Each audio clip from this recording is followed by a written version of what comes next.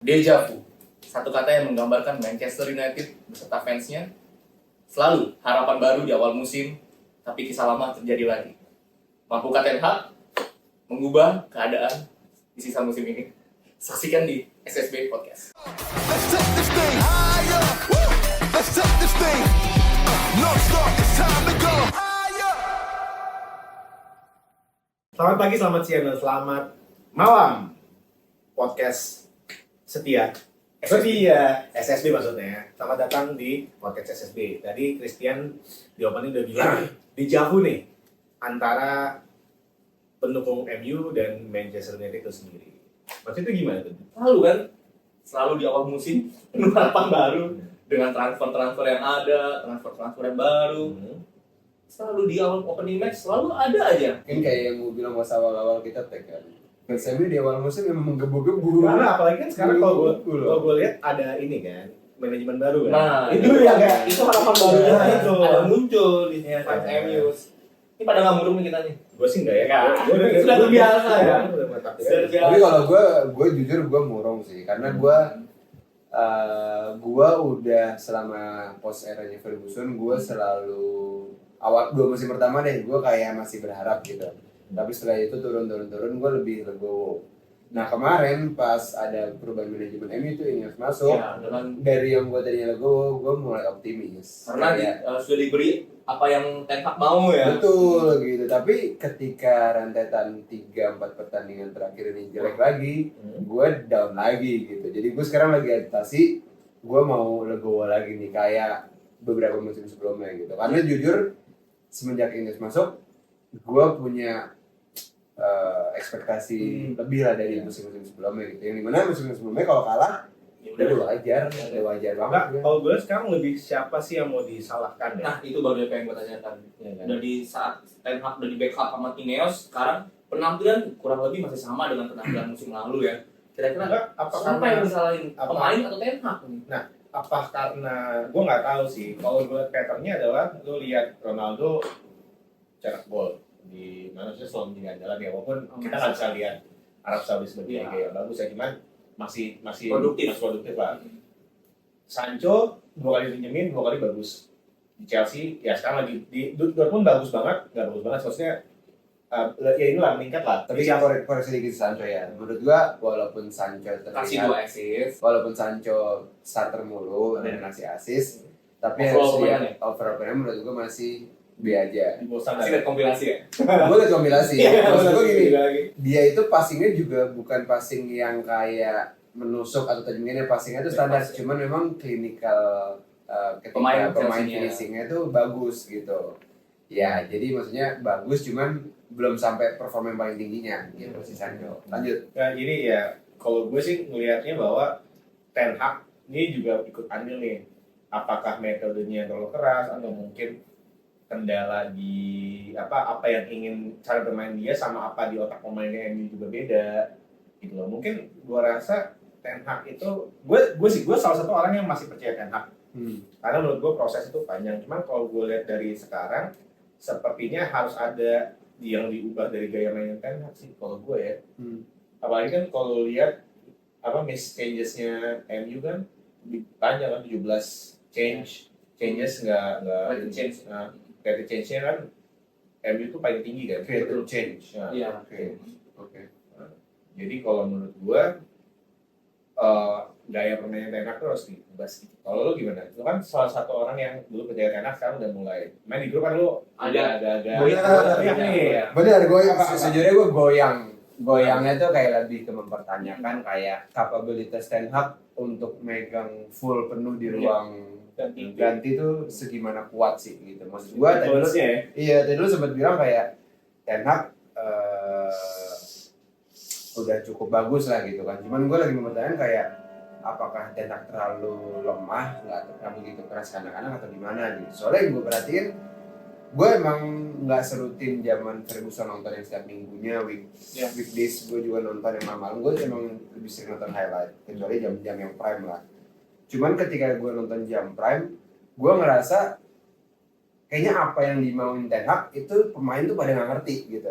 Itu dia. Nah, gue Salah passing kemarin. iya, maksud gue yang gue tahu Ten Hag filosofinya pressing, ketika kalau nggak pressing counter attack gitu kan. Tapi boro-boro pressing aja antar lini nggak bareng-bareng gitu. Iya. Berarti kan Gue sering banget ngeliat Bruno depan sama lu. depan gua maju, tengah kosong, belakang juga kosong. Kan berarti nggak ada komunikasi yang tepat dari pelatih ke pemain. Nah makanya gua ngerti Itu dia. apakah Ten Hag komunikasinya kurang dalam artian pemain dengerin Ten Hag nggak ngerti nih harus ngapain. Itu yang gua nggak tahu tuh akar permasalahannya itu di mana. Cuman overall yang gua tangkap kayaknya yang Ten Hag mau sama yang pemain lakuin di lapangan tuh beda. Ya itu yang tadi gue juga sempet singgung adalah ketika Ten Hag, gue nggak tahu nih, kalau gue jadi Ten Hag, gue akan marah-marah babak kedua kemarin. Bener marah-marah nih. Gua nggak marah-marah. Anjing-anjingin, Iya. pemainnya anjing-anjingin. Padahal ada Bener asistensi anjing. yang Reni pakai itu ya, yang pelatih Nah mungkin marah-marah. kalau Rene Hakim menurut gue karena asisten jadi mungkin Tidak dia vokal. bukan nggak vokal, mungkin lebih kayak ya kan bukan tugasnya dia kan. Terus gue ingat deh musim pertama Ten Hag apa musim kedua ya waktu MU kalah dibantai siapa gitu. Musim besoknya hari besoknya yang itu ngelatih. Brentford kan? Brentford. Iya. Yang 4-0 kan? Lawan Ya Brentford. pokoknya gue lupa pokoknya Setelah besoknya. itu lawan Liverpool kita menang. Iya Kedua. harusnya besoknya kan libur tapi sama dia disuruh masuk dan disuruh lari. Maksud gue Apa Kayaknya itu ya? Iya, udah lagi ya. iya maksud gue seorang pelatih kalau emang ngerasa pemainnya jelek ya kerasin sekalian gitu loh. Jangan setengah-setengah menurut gue. Apa mungkin ditutup ya? Maksudnya gue nggak tahu sih, gue ngeliat kemarin tuh sempat bahwa setelah pertandingan itu Ten Hag dipanggil sama Ineos pagi-pagi Nah, subuh. gue juga denger tuh. Gue ngeliat itu tuh. Gimana nih orang dalam bisa tahu nih. Waduh. Pagi-pagi loh katanya itu Iya. belum jam 6 pagi dia udah sampai kantor. Iya katanya seperti itu ya, tapi kan kita juga nggak tahu. Tapi rumornya memang ini yang memanggil Ini ya sih Ineos manggil. dalam rangka buat Gua nggak tahu. strategi kali ya. Mungkin gini, yang jelas kalau di media gue lihat Ineos itu nge-backup Ten Hag banget. Cuman gue nggak tahu. Ya itu fix menurut gue itu manajemen yang bagus sih. Di depan lo bela, tapi di belakang lo tai-taiin gitu kan. Itu kan namanya kita ya mereka Satu visi dan misi lah. kan. Cuma menurut gue Ten Hag-nya sendiri harus ya itu tadi harus Yang keras sama pemain benar. harus keras sama pemain. Itu gue sih ya Karena kalau tidak keras siklusnya bakal balik lagi Bener. yang seperti manajer sebelumnya. Mungkin di satu sisi ya gue nggak tahu ini menurut gue Ten Hag juga agak worry sama posisi dia kali ya kan pressure udah makin tinggi dia mungkin ngerasa kalau dia semakin keras pemain-pemain juga mulai ada yang nggak suka gitu Tapi kan. kalau menurut gue enggak lah. Kan jujur aja sih sekarang pemain yang kemarin yang mainnya lebih ada fight terus lebih ke emang signing Ten Hag yang baru ya. Betul. Kayak sama kemarin sempat bilang Martinez sama Mazrui ya yang benar-benar fighter buat main, tapi kan yang bisa gue bilang yang kalau bisa dibilang pemain lama kan kemarin cuma Bruno, Rashford, Dalot doang kan. Itu kan yang pemain lama, masa yang mempengaruhi 3 orang mempengaruhi permainan overall semua sih. Ya mungkin karena Bruno kapten. Influencer tergila, terus Rashford kan ya istilahnya anak lama. Senior. Ya kalau sekarang menurut gue Ten Hag harus sudah go big or go home lah. Marah sekalian menurut gue. Daripada nanti terus aja daripada nantinya dia nggak marah ya setengah-setengah takutnya pemainnya juga jadi nggak respect, terus influence di timnya juga jadi jelek gitu kan. Lagi sekarang ada rumor lagi kan. Apa tuh rumornya tuh? Rumornya yang katanya bilang pemain no idea banget buat apa yang Ten Hag lakuin sih. Itu makanya tadi bahasa mata mungkin penyampaian Ten Hag atau mungkin nggak mungkin ya, gue nggak tahu ya. Soalnya pemain bola profesional tuh IQ-nya udah bagus. Nah, Jadi dia harus menangkap pemain. musik profesional ya. Nggak profesional dan menangkap apa yang disampaikan pelatih ke pemain. Pelatih nyuruh A, B, C, ya udah lakuin gitu kan. harusnya ngerti Harus gitu. ngerti. Cuma mungkin ini ada salah penyampaian dan menurut gua IQ pemain ini juga udah gua nggak ngerti sih. Sebenarnya Tanpa menjelekkan IQ orang ya sebenarnya. Sebenarnya tadi kenapa gue sempat berasumsi gitu kayak Ten Hag mungkin kurang bagus sama karena gue melihat beberapa kali ketika Ten Hag konferensi pers atau media pers gue ngerasa the way Ten Hag komunikasi ke pers pun tuh juga kayak kurang clear kayak ditanya apa jawabnya tuh agak gantung sangat tengah maksudnya makanya gue berasumsi apa jangan-jangan dia komunikasi ketika dia mulai taktik juga gitu dia pinginnya kayak gini cuman kurang clear jadi pemainnya kurang nangkap ya itu baru asumsi gua gitu. Tapi boleh ini kan pas waktu gua chat di grup tuh di WA. Gua sempat bilang, MU itu masih butuh sosok gelandang bertahan seperti Eriksen dan Casemiro yang bisa mengalirkan bola direct. Sebenarnya Eriksen tuh Yang kemarin tidak bisa dilakukan sama Ugarte sama sekali saat pertandingan kemarin. cuma gue ngeliat Ugarte itu Coba lihat perbandingan Alias pas dua. Eriksen bermain kemarin. Ngalir bola kan. nggak Eriksen tuh sebenarnya DM sih. Karena gue lebih tipikal Maino masih belum bisa menyimbangi permainan si Ugarte-nya ini. Kemarin kan trio udah Maino, Ugarte, sama Fernandes. Cuma gini. Mantap Maino. Dulu sikat. Oh enggak, lu sekarang? Enggak maksud gua juga belum tahu tipikal Ugarte gimana. Cuman gua baru nonton sekali kemarin pas kalah 3-0 lawan Spurs. Ugarte tuh kayaknya lebih ke ball winning midfielder ya. Jadi kayak Gattuso gitu loh yang gerada-geruduk tapi bukan yang ada di Ya bola gelandang gitu. ini kan, gelandang pengangkut air kan. Iya. Karena kalau gue lihat mainnya dia tuh emang setengah ke belakang mainnya. Siapa nih? Ugarte maksudnya posisi nalurinya tuh setengah ke belakang. Jadi begitu setengah dikit dia pasti udah jaga di situ tuh, nggak mungkin nggak mungkin dia maju ke depan. Dia kan pasti kan kayak dulu zaman Kante lah. Kante kan kanan kiri kan, nah Ugarte tuh kanan kiri Iya. nggak maju mundur. Memang overall sebenarnya bagus, tapi aliran bolanya ini kurang. Iya. Apalagi pas Bruno outperform banget, underperform banget. Menurut gue Bruno tuh Ya, itu. underperform banget. Seling ngasih umpan salah. Eriksen tuh lebih bagus. Nah, Anyway, kenapa maksudnya nggak mencoba buat Eriksen balik lagi ke Ugarte, ya kalau gue lihat sih emang tipikalnya beda nih. Cuman kalau menurut gue Ugarte sama Casemiro beda. Paham nggak?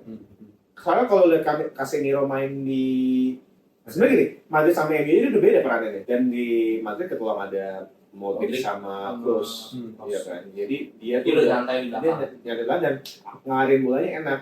Dia ke Kroos atau ke Modric masuk ke depan. Gitu kan sebenarnya kalau Madrid main simpel kayak gitu kan. Kalau sekarang kan siapa gitu maksudnya? Maino masih belum bisa Maino, ya dia wonderkid cuman belum bisa Belum. mampu seperti Kroos dan Modric. beda ya sama Scholes zaman Wah, iya. beda cara Banget. didikannya gitu kan. Terus siapa Bruno lagi underperform banget.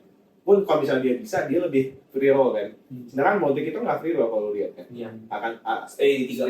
stay belakang gitu kan. Nah itu, dia menurut gua Casemiro tuh harus main sama orang yang bisa stay. Ya which itu Ugarte menurut gua cocok. Tinggal depannya gini. Ya menurut gua Eriksen patut dicoba sih. Cuman masalah pernah gua baca Ugarte itu nggak bisa main 2 pivot. Dia harus 1 pivot. Dia sendiri jadi pivot.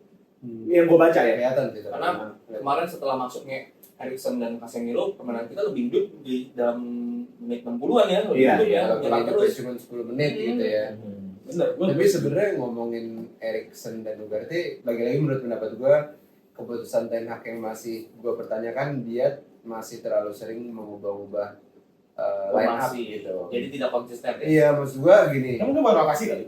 ya rotasi oke, cuma maksud gue kayak peran pentingnya tuh kayak 11 pertama tuh harus paten. iya, kayak misalnya Eriksen tuh 3 pertandingan terakhir sebelum Spurs tuh mainnya bagus walaupun kemarin sempat blunder. Ya, itu juga salah semua pemain. Iya, Jadi maksud bukan gua- salah Eriksen aja. Ya mungkin kayak yang kayak gitu-gitu tuh harus dipertimbangkan ulang juga gitu. Kayak sayang aja ketika lo udah dari Eriksen jalan harus diganti dan bikin bingung sih, makin bingung game Mungkin yang kayaknya. dipertimbangkan Ten Hag saat kemarin adalah Tottenham kan pemain high line kan. Dan Eriksen takutnya nggak bisa nanganin Lepas. permainan itu. Main gak gasol loh. Itu menurut gua bisa banget jadi poin ya. Cuman ya nggak tahu itu salah di mana juga gua nggak ngerti sebenarnya. Gua pas gol pertama menit kedua kan masalahnya. Iya Iya, anjir, iya. itu sama kayak pas pertandingan kemarin lawan Twente kan. Gak ada yang ngambil semua bolanya. Coba lo deh yang dibanding kita berempat nih yang paling rutin nonton dia kan, dia benar-benar mau jam 3 pagi, jam 4 pagi ditonton semua kan. Menurut lo 5 match terakhir MU secara overall, secara gameplay atau cara permainan gimana deh? Pengen tahu gue. Pas yang dari international break itu kan yang menang lawan Southampton 3-0, Oke. yang Crystal Palace 0-0. Kan kita sempat sharing kalau bilang permainan MU itu ya nggak apa-apa lah 0-0, tapi permainannya udah oke ya. Gigit kan? Iya, udah Gigit oke. kan? Dan pas lawan Twente itu sebenarnya permainannya lumayan udah bagus. Gue nonton tuh, gue Udah nonton oke, lagi tapi doang. ya satu lagi masalah problem MU ya tidak ada striker haus golnya ini. Oh, definisi bagusnya ini MU nguasain Penguasaan pertandingan pas lawan Twente itu. Babak kedua yang memang agak acak aur sedikit, tetapi balik lagi MU banyak kesempatan yang mestinya harus dijadikan gol, tetapi tidak nggak ada klinikal untuk striker. Tapi ya iya sih kalau gua lihat shotnya 19, shots on targetnya 5. Tuh deh, tapi ini parah juga nih shot on target 5 sih. Itu dia makanya kan dia bilang nggak ada house goal kan. Iya. Nggak ada klinikalnya. Possessionnya 57. Ya walaupun gua kadang-kadang angka nggak percaya, cuma kalau lihat statistik ini kan jauh lebih Karena di saat permainan yang lawan Twente ini counter attack mainnya. Iya. Jadi kalau MU lepas di depan, mereka langsung nyerang langsung tuh. Nah itu yang membahayakan itu tuh. Itu sih Nah, yang gue bingung juga, kayak kita kan emang dari 2 musim terakhir dibilang nggak punya striker. udah beli striker. Sekarang udah beli striker udah banyak, Rashford striker jatuhnya. Zirkzee. Cuman nggak ada gol dia kan. Maksudnya nggak ada yang nomor 9. Yang lain Zerzi kan Gua gue lihat mundur ke belakang. Tapi bagus sih. Hoylund Gue baru sembuh cedera. tapi Hoylund menurut gue lebih bisa untuk ngegolin Iya, dan gue berharap Nah, Zerzi kayaknya kan coba buat narik orang Sudah. maju gitu. sudah bisa dimainkan dari awal ya. Iya. Terus karena Rashford gue udah mikirnya mau nyerahin sih dia. Ya Nacho, Rashford, siapa lagi? Saya kan amat Diallo kan bisa main dari awal. Cuman ini yang gue penasaran ini si Cido Obi Martin nih kan. Jerman nonton. Dia kan udah visanya udah enggak visa ya, maksudnya udah Ya bisa benar. Work permit. kan dia orang Inggris tadi ya. Denmark. Oh Denmark. Oh iya benar Denmark. Work permitnya udah oke pas segala macam. Dan dia kan bilangnya Tidak buat prospek yang juga ya, bisa buat prospek buat senior juga ya. dia tuh di kontraknya jadi striker ketiga untuk beberapa musim ke depan. Ya which menurut gue akan pasti ada di bench. Kelihatannya nanti bisa nggak tuh?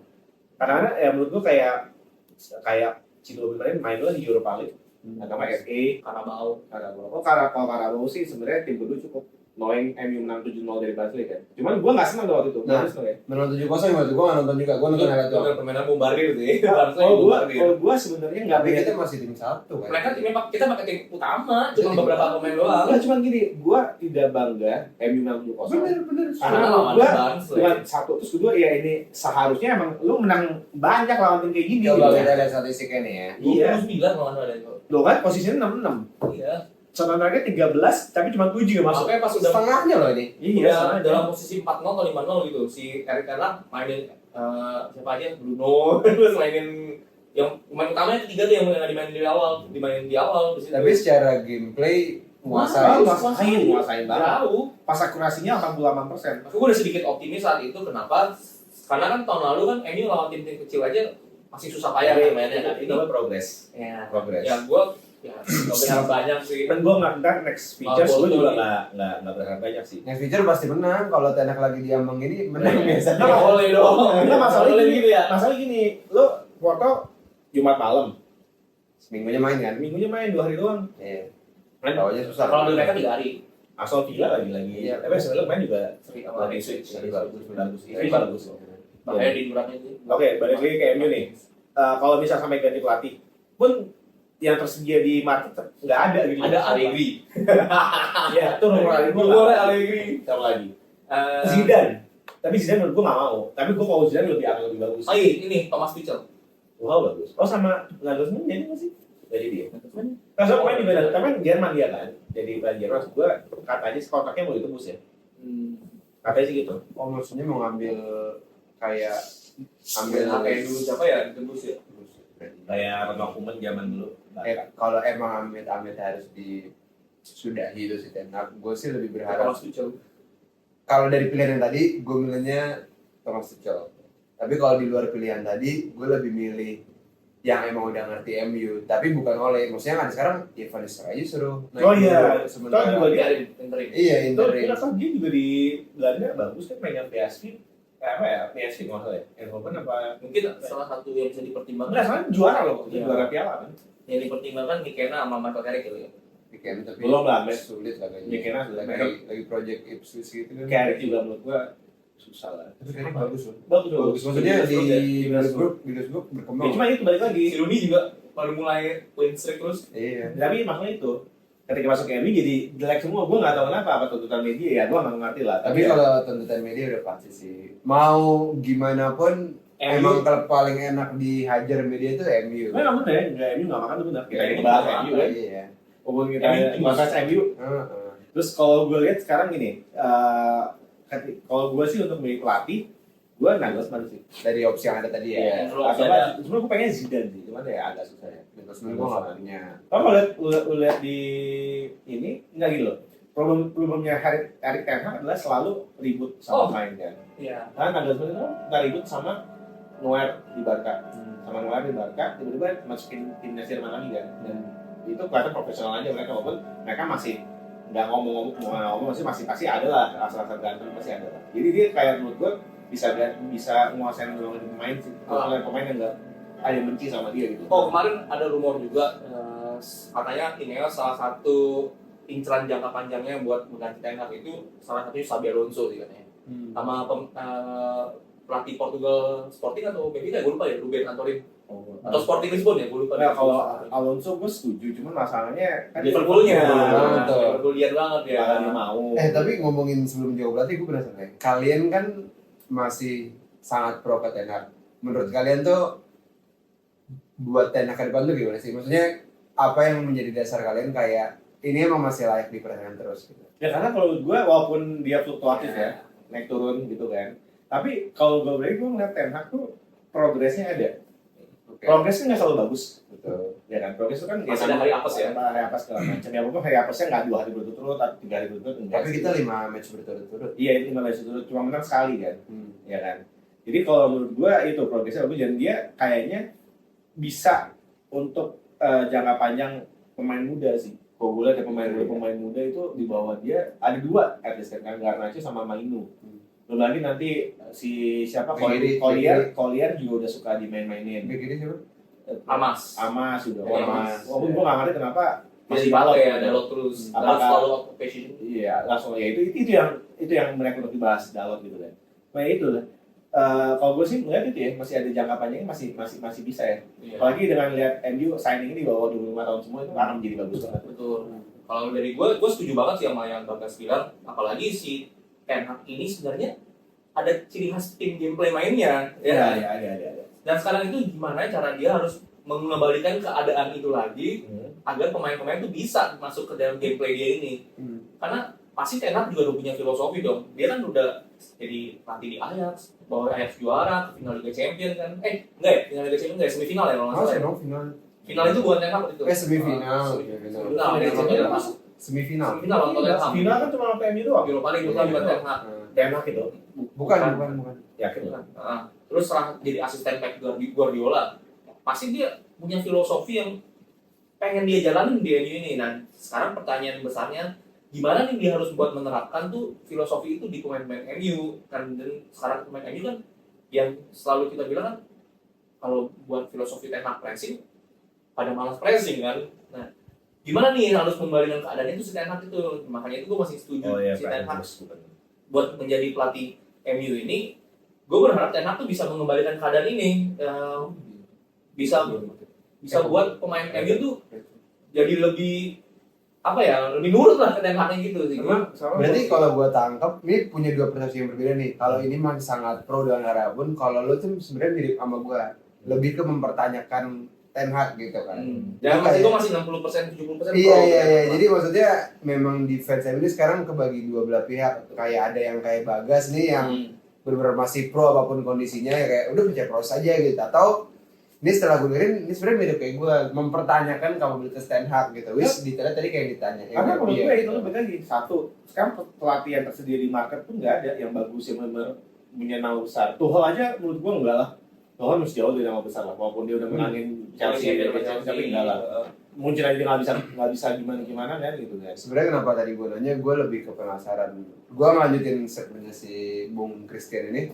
Gue mempertanyakan kapabilitas Ten Hag karena gue ngelihat di samping nih si London Biru dengan pelatih baru jatuhnya cukup instan, tapi dari 5 match gue nonton 3-4 match terakhirnya karena jam dia prime terus nggak tahu kenapa dia tuh mainnya klinikal, nggak bagus ya, nggak bagus tapi Iya, klinikal, Kayak tapi klinikal. Ibarat kata zaman Ferguson dulu ya. iya kebalikan kita ini Ten Hag ball position tapi ball positionnya nggak ke depan, sekalinya ke depan nggak klinikal. Nah si London Biru nggak terlalu ball position, oper-operan sekali shoot gol gitu. Itu berarti kan emang sebenarnya kan individunya mereka bagus. Maksudnya kalau Palmer maksudnya berarti goal getternya tuh mental untuk nyetak golnya tuh ada. Finishingnya ada. Sedangkan MU gue nggak tahu sih. Gue nggak tahu salah di mana ya beneran. Gue juga Gue nggak nggak tahu tahu. sampai sekarang pun gue mempertanyakan. Mungkin buat sobat SSB yang tahu salah MU sebenarnya di mana sih gitu kan. Boleh komen aja di bawah ini atau misalnya nanti boleh DM langsung ke Christian Tamin. Boleh.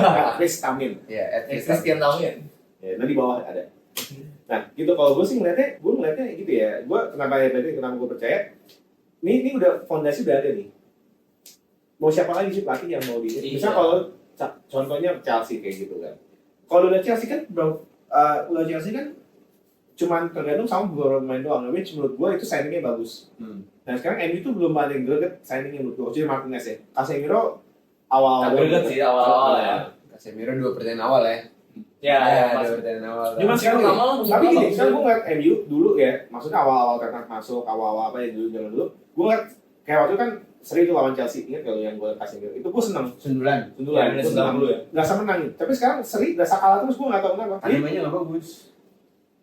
Betul, nggak klinikal loh. Dan Bagus sih nggak. yang harapan kita tinggi. Tapi ekspektasi gue tinggi sebenarnya sampai MU. Tinggi banget. Tinggi banget setelah Ineos dan Setelah Ineos dan setelah Ineos. benar. Itu Karena udah kalau pasti. gue ini sudah bikin Taji kayak dia udah strukturnya udah dibenerin sama dia. Orang-orang yang tidak ngerti bola disingkirkan atau dimutasi, ya kan. Jadi menurut gue dua hal ini udah penting dan menurut gue kebijakan transfer mereka itu sangat bagus. Membuat apa? Press budget. Iya, nge-press budget satu. Terus kedua 25 tahun ke bawah Ya, bicara dan transfernya kan. nggak wasting of money ya. Sebenarnya gue ada satu sih pelatih yang sebenarnya pengen gue coba lihat di MU sebenarnya, tapi ini nggak mungkin terjadi. Gitu kan. Si Taeyong sebenarnya. Wah, Jauh. Itu dia kan Indonesia yang pemain yang mediocre bisa, apalagi MU yang pemainnya very very mediocre. I don't know. Gitu. Ya anyway itu kita selingan aja sih. Itu balik lagi. Menurut lo nih MU akan finish kan nih kemarin kita di awal udah ya. Lo lihat nih di awal kemarin kita udah nanya nih, kita udah ngasih opini MU bakal finish ke berapa. Dengan cara main dia seperti ini, 5 match terakhir nggak ada yang menang. Cuma satu kali menang lawan apa nih? Southampton dan Lawan Fulham. Southampton. Oh enggak, iya lawan pertama. Fulham pertama. Iya, iya, lawan Southampton. Tadi sama Crystal Palace. Gimana nih? Untuk di Liga ya, menang cuma ada 2 kali Dua saja. aja. Menang 2 kali ya. Kalau gue sih dengan cara main Oke. seperti ini, sampai nanti kan sebenarnya penentuan juara kadang-kadang sampai Mei. paruh musim kan. Benar. Sampai akhir musim. Kalau gue bilang sih paruh maksudnya untuk melihat Rangkanya. rangkanya paruh musim kan ya. Kalau gue lihat sih degradasi gue. Wah, lebih dekat yang mana generasi. Iya, sekarang 13 Jo. Gila gue bilang.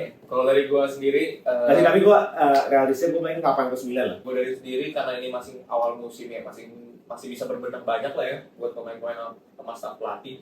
Kita lihat lah ini kan udah ada pasti gagasan Ten Hag out nih setelah pertandingan Tottenham ini. Oh udah ada itu ya? Udah rame di Twitter Pak.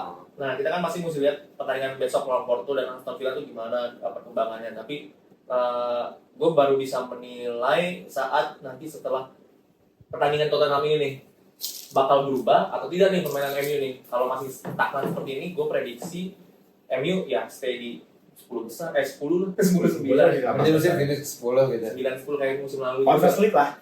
Di bawah nggak masuk. Masuk nggak masuk. 8. 8 nih. Oh, ya berarti nggak masuk Conference League kan. Kalau permainannya masih seperti ini ya, ada miskom antar pemain. Tapi kalau misalnya membaik ya gue gak muluk-muluk lah. Liga Champions spot lah, 4 lah. Tapi kalau mereka bisa berubah ya, permainan saat 10 Soalnya MU kan biasanya bagus-bagus abis ini kan, mau jeda paruh musim kan. Jeda paruh musim, jeda internasional nih bagus. Sebelum jeda internasional bisa jelek nih. bosen biasa kayak gitu Iya, ya. biasanya. Itu ada timnas Indonesia. Iya, abis jeda internasional dia bagus lagi. Kita mau jeda lagi jelek lagi. Itulah karena nggak tahu ya, mungkin Ten Hag tahu momennya kali kapan dia bisa main jelek. Iya kan? Kalau jeda internasional kan nggak akan ada yang komentarin kan. Tapi sampai 2 hari doang, abis itu kan pasti komentarin internasional break kan. Iya. Gitu kan. Tapi itu lawan biasanya menang loh, gitu. Kalau enggak Ini kalau sampai kalah malu. nggak, maksudnya kalau bisa cuma menang 1-0 parah Jo. Atau menang 2. Dan pakai tim inti loh. Iya. Pakai tim inti loh. Ya, kalau kipernya Baidi ya. Kalau masalah kiper nih, lu Onana masih bagus ya? Walaupun Onana setiap dapat beberapa kali orang double save lah, pas segala macam kan. Kemarin sih bagus sih di lawan Tottenham ya. Secara kiper, maksudnya buat jadi kiper bagus gitu. Maksudnya kan selama ini koreksinya kayak Shotstopper. shot stopper nggak bisa jadi kiper yang proper gitu kan, tapi 3 pertandingan terakhir Oke lah, dia lanjutan kualitasnya. Makanya ada satu kekurangan menurut gue, dia harus lebih saat bola cut inside atau lagi crossing dari samping kiri kanan, dia jarang banget buat ngambil bola kayak Dia main aman.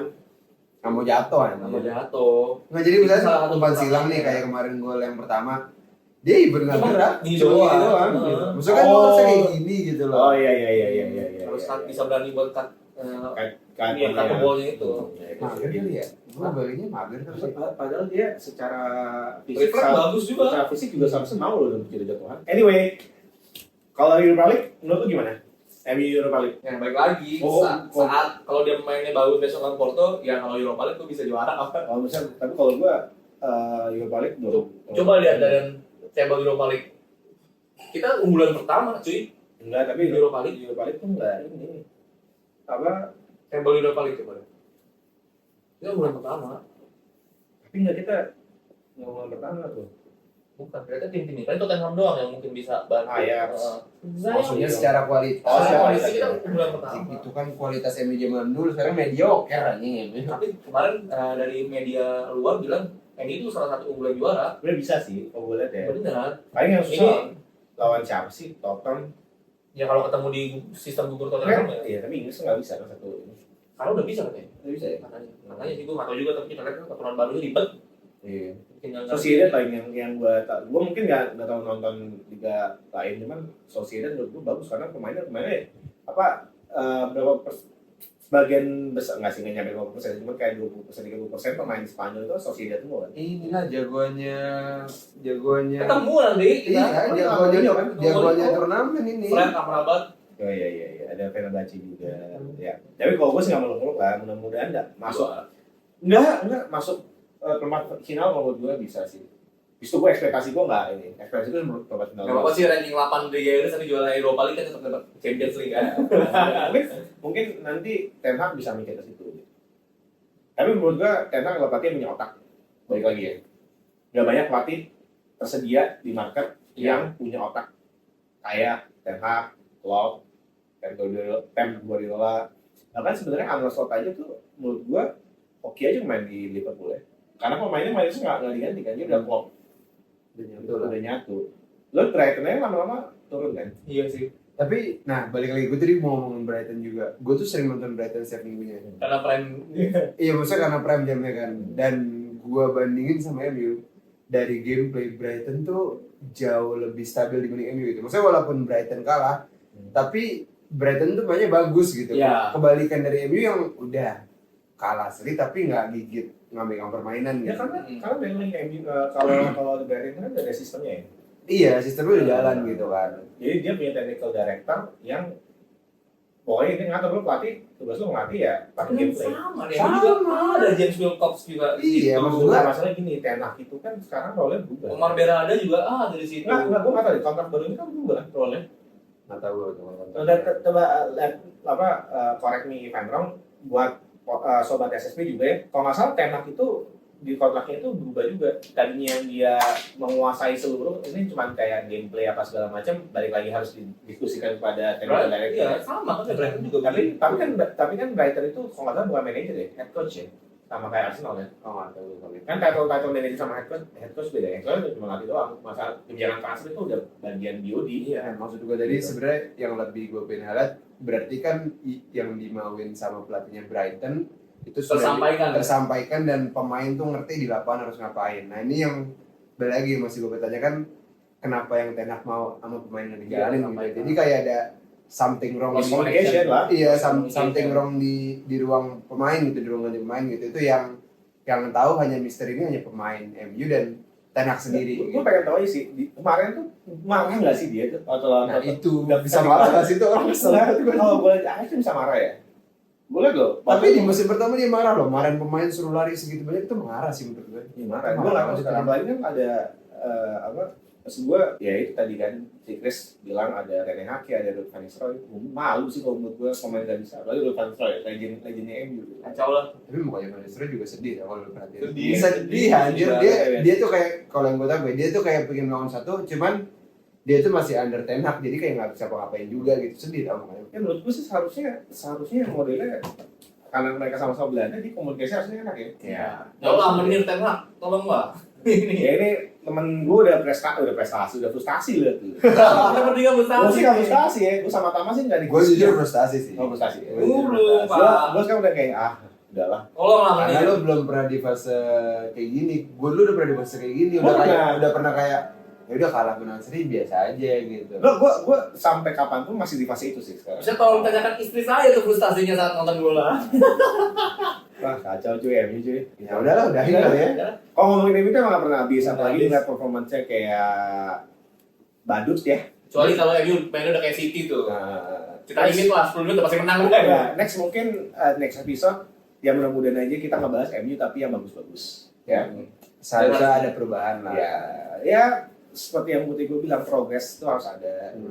walaupun Percaya proses. Nah ngomongin progres sebelum tutup sebutin satu progres yang pengen lo lihat dari MU. Satu aja yang masih banyak. Dari lo satu, Dulu, satu, dulu gue ya. satu. gue dulu lu nggak lu Gue udah. Oh. Gue udah pertama dulu kan. Anjing. Ngomong dulu. Lu belum jawab tadi kan. Nah, kalau gue dulu ya, Ya, kalau gue sih sebenarnya Satu aja yang masih banyak Iya, ya. gue pengen Satu poin aja. MU. Terus maksudnya apa? Progres dari Ya maksudnya kayak progres harus klinikal atau apa jadi enggak. nggak Udah usah. gue itu. Yang apa berarti Nah, kalau itu. gue sih, kalau gue sih Satu poin aja kan banyak kan kalau progres. kalau gue sih simple ya. Main Pressing semua. Oh, berarti Pressing semua. Soalnya kalau ketika udah pressing sedang dapat bola itu pasti klinikal. oke. Basic itu- berarti pressing. Dia pressing nggak mau setengah kan sekarang ini setengah kan Betul. pemain depan kosong, tengah kosong nih, belakang tiba-tiba di sini doang. Iya, jarak antar lini tuh nggak sama gitu pressing. Iya, Beda sama City sama Liverpool Arsenal kan pressing barengan semua. Kalau lo tadi klinikal. Klinikal karena MU udah menjadi salah satu yang terbaik dalam most chance created di Premier League kan. Kalau bayangin- klinikalnya itu. Kalau bayangin, Cuma 3 apalagi kalau tambah gol. pressing bagus, tambah udahlah menang itu. Chance created Jadi tuh barang, jadi tuh barang. Sampai sebenarnya berapa? 17 kan? 17. Ya gue udah 4 tuh. 3 Southampton atau Fulham. Menarik. Itu. Gue tambahin satu ya. Kalau gue yang gue pingin konsisten. Nah, itu iya. penting. Itu penyakit MU. Penyakit MU. 4 musim, 3 musim terakhir itu. Jadi kalau semuanya digabungin ini enak banget nih. Konsisten lah, walaupun menangnya 1-0 doang, tapi setiap minggu mainnya bagus, pressingnya jalan, klinikal, menang gitu. Nggak usah menang-menang tapi menang terus di Moses menurut gue udah mantap. Kalau dilihat MU kayak gak ada chemistry ya. Boro-boro nggak ada chemistry kayak nggak ngerti main bola anjir. Kayak kaki ya. Bola ini baik jadi bagus. Iya. Ya, cerita dulu ya. Oke. Paling nanti kita kita nggak tahu kapan lagi episode kita selanjutnya keluar ya. Ya, minggu Karena- depan kita akan karena bahas sibuk timnas semua. kali ya. Lagi Cristiano sibuk banget. Dia belum ditambah Maslar. Rariano kan. Iya. Kali ini kita bahas naturalisasi ya. Topik yang lagi hangat. Baik. Thank you guys. Thank See you. you.